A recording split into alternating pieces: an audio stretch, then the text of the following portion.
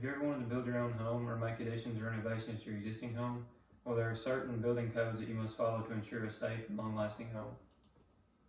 The first thing we'll be talking about is the foundation, which is the base and provides a solid building structure for the rest of your home.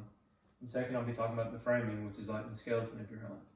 And then third, I'll be talking about the roofing, which is one of the most important parts to insulating your home.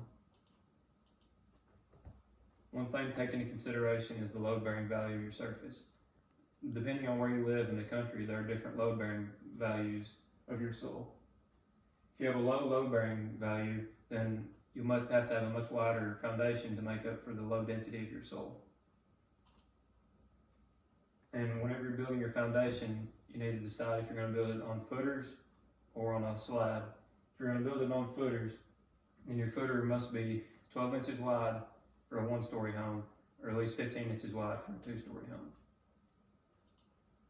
Another thing to take into consideration is the grade of the slope off the edge of your foundation. To prevent your foundation from washing away or your basement from flooding, there must be a 5% grade extending 10 feet or more out from the foundation of your home. Next, I'll talk about the framing. The framing is like the skeleton of your home and provides a nailing surface for all the exterior and interior materials and provides a place for your insulation and wiring.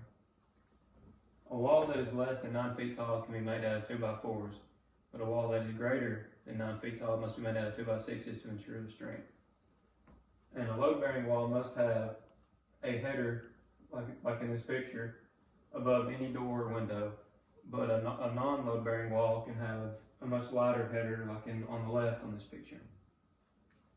And the standard code for framed walls is 16-inch centers on the studs, which provides a nailing surface for all materials, exterior and interior, because they're all built to this spec. Next, we'll talk about the sheeting, which goes over the framework and acts like the skin for your home. The minimum thickness of sheeting is 7/16 inch OSB, and sheeting the house turns the house into one solid structure. Next, I'll be talking about the roofing. Depending on where you live, the weight of things that will go on your roof has to be taken into consideration. Places with heavy snow must have the trusses that are 16 inches apart, and places that doesn't have load bearing on the roof, like places like we live, can have your trusses 24 inches apart. And your roof construction is one of the most important things to keeping your home insulated and dry. There are 3 layers to roofing, which is your sheeting, which I talked about on the framing, which goes over your rafters. And the next is the thermal barrier and the water barrier that keeps your house from sweating.